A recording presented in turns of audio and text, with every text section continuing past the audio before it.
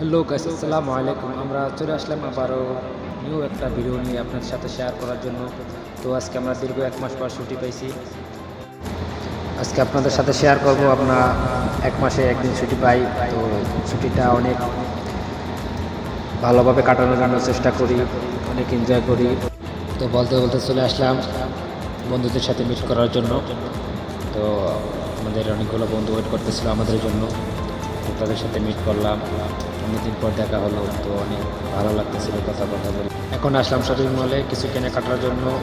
কারণ হলো একটা বন্ধু দেশে যাবে, তাই অনেক কিছু কেনাকাটা করতেছে। মূলত কারণ এটাই।